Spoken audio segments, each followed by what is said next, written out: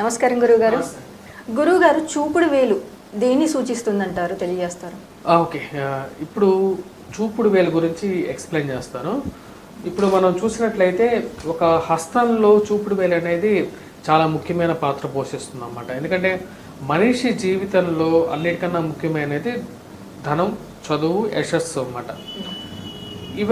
వీటిలో చూసినట్లయితే మనకు చూపుడు వేలు అనే దాన్ని తెలుసుకునే ముందు చూపుడు వేలు యొక్క పొడవు అనేది చాలా ఇంపార్టెంట్ అన్నమాట. అంటే ఈ యొక్క ఒక హస్తంలో ఈ యొక్క చూపుడు వేలు ఇదే అనుకున్నట్లయితే ఇది ఎంత పొడవు ఉంది అనే దాన్ని బట్టి మనిషి యొక్క యశస్సు చెప్పచ్చు.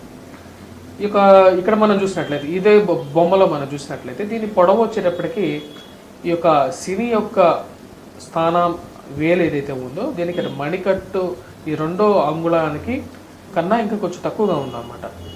కానీ కొంతమంది చేతిలో మనం కరెక్ట్గా గమనించినట్లయితే గురువు యొక్క ఈ యొక్క స్థానమైనటువంటి చూపుడు వేలు ఏదైతే ఉందో ఇది ఇంకా పొడుగుంటుందన్నమాట. అంటే ఈ యొక్క 2వ అంగుళం కన్నా ఇంకా పొడుగ్గా కూడా ఉంటుందన్నమాట.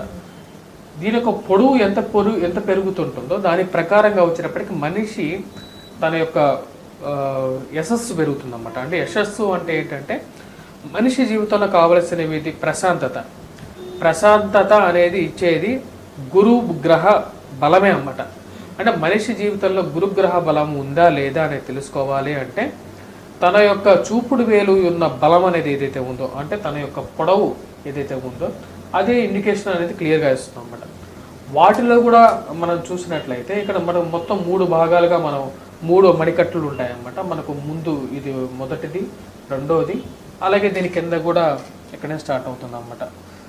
సో వీటి యొక్క మొదటిది, 2వది, 3వది వీటి మధ్యలో ఉన్నటువంటి దూరం మరియు ఈ యొక్క అంగుళాలకి నడుములో ఉన్నటువంటి ఈ యొక్క అంగుళాలకి సపరేషన్ చేస్తున్నటువంటి లైన్స్ ఎంత క్లియర్గా ఉన్నాయి అనే దాన్ని బట్టి మరి వీటి మధ్యలో మనకు ఇలాంటి గీతలు కూడా మనం గమనిస్తూ ఉంటాం అన్నమాట.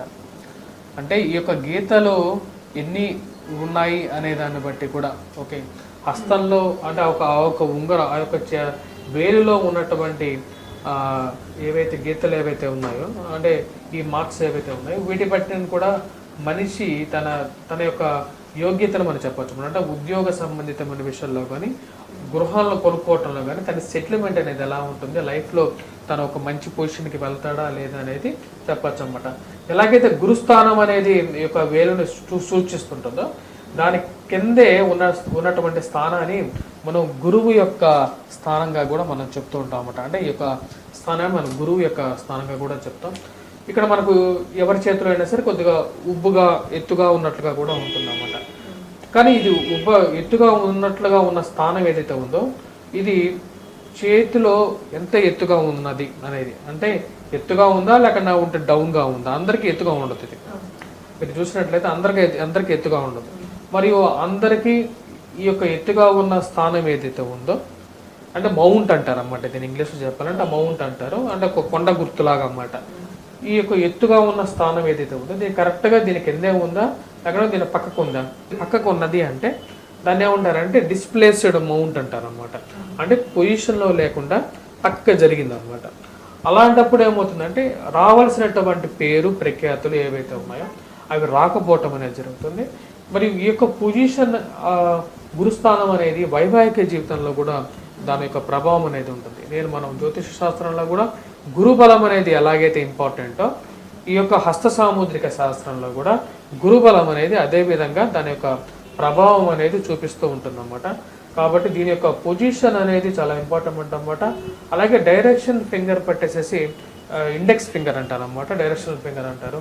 దీన్ని బట్టేసేసి మనిషి యొక్క తన సెటిల్మెంట్ అనేది కూడా చెప్పచ్చు అన్నమాట. అంటే తనకు ఒక మంచి ఉద్యోగంలో తను సెటిల్ అవుతాడా లేదా, లేకుండా తనకు కావాల్సినటువంటి బిజినెస్లో కానీ లేకుండా ఉంటే సక్సెస్ అనేది ఉంటుందా లేదా, లేకుండా ఉంటే తనకి పుత్ర సంతానం కలుగుతుందా లేదా అనేది కూడా చెప్పచ్చు.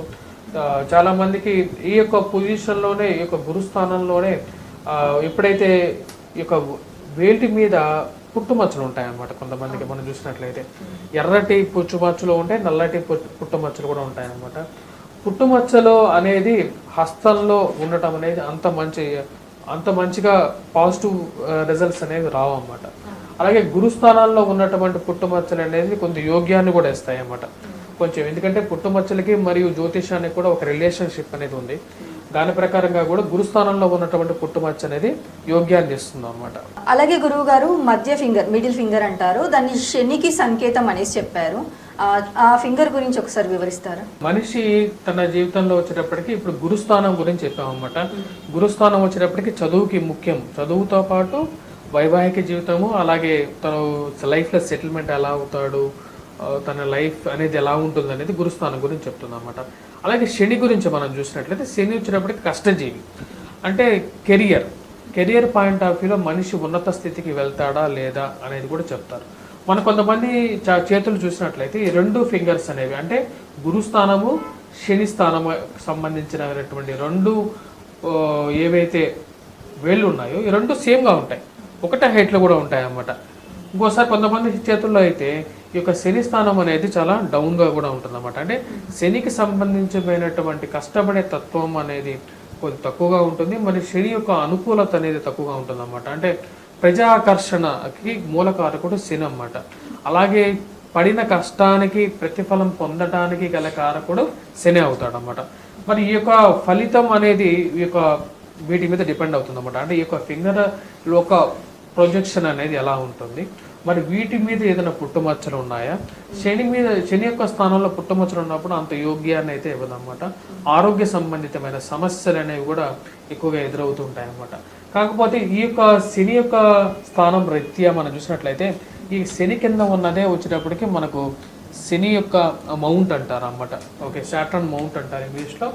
శని యొక్క ఉచ్చ స్థానం అన్నమాట ఇది. ఇక్కడ మనం చూసినట్లయితే కెరియర్ లైన్ ఫార్మేషన్ అనేది జరుగుతుంది.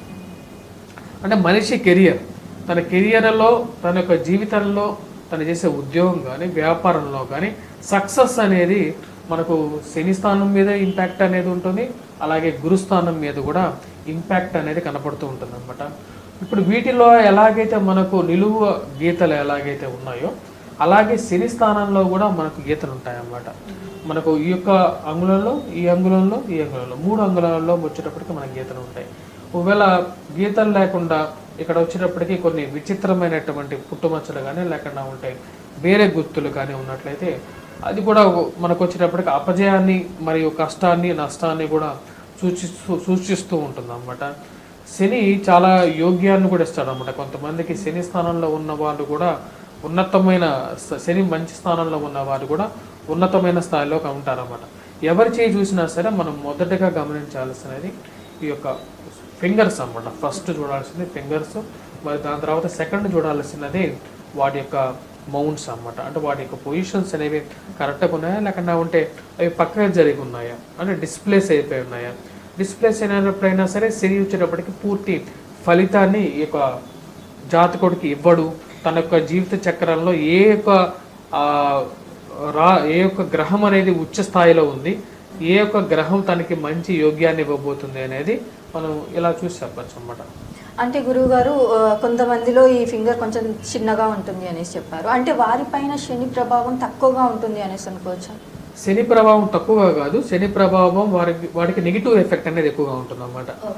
ఇప్పుడు ఫర్ ఎగ్జాంపుల్ మనం చూస్తాం అనుకున్నాం, ఇప్పుడు ఈ యొక్క చేతిలోనే మనం చూసినట్లయితే శని జనరల్గా అందరూ వేళ్ళు వచ్చేటప్పటికి శని స్థానం అనేది పెద్దదిగా ఉంటుంది.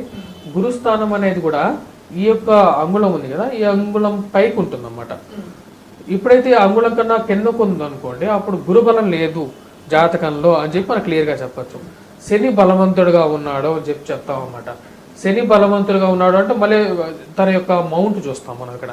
ఇది కూడా బలంగా ఉండి ఒకవేళ ఈ పొజిషన్లో సరైన మౌంట్ లేనప్పుడు అప్పుడు ఈజీగా మనం ఏం చెప్తామంటే జాతకంలో గురుబలం లేదు, శని చాలా బలవంతుడుగా ఉన్నాడు, జాతకంలో శని ప్రభావం ద్వారానే తన యొక్క జీవితంలో పైకి వస్తాడు, అటువంటి వృత్తిలో పైకి వస్తాడు అని చెప్తాం అన్నమాట. అంటే శనికి సంబంధించిన వృత్తులు చాలా ఉన్నాయన్నమాట. అంటే కష్టపడి చేసే వృత్తులు, అంటే కార్మిక జీవితంలో పైకి రావటం, లేకుండా కార్మిక సంబంధించినటువంటి మినిస్ట్రీస్లో పైకి రావటం, లేకుండా ఉంటే కార్మిక విభాగాల్లో పైకి రావటం, లేకుండా ఉంటే వాటితో పాటు క్రూడ్ ఆయిల్ బిజినెస్ అనేది కలిసి రావటం అనేది జరుగుతుంది.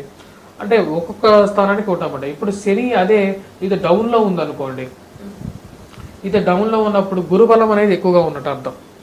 అంటే గురుబలం ఎక్కువగా ఉన్నప్పుడు తను ఎటువంటి వృత్తి చేయొచ్చు, తను ఎటువంటి జీవితాన్ని సక్సెస్ అవుతాడు అని చెప్పేయచ్చు. అంటే ఈ రెండు ఫింగర్స్ రెండు ఈక్వల్గా ఉన్నాయనుకోండి, అప్పుడు ఏమని చెప్తామంటే గురువు బలం బాగుంది కాబట్టి ఇతను ఉపాధ్యాయ వృత్తి కానీ ఉపాధ్యాయ వృత్తికి సంబంధించినటువంటి వృత్తులు, అంటే కొత్తగా స్కూల్స్ రన్ చేయటం కానీ లేకుండా ఉంటే అడ్మినిస్ట్రేటివ్ వైపు వెళ్తే గవర్నమెంట్ ఉద్యోగం పొందడం కానీ ఇవనేవి సాధించగలుగుతాడు తన జాతకంలో అనేది చెప్పగలుగుతాం అన్నమాట. ఎందుకంటే గురుబలం అనేది చాలా ముఖ్యం అన్నమాట.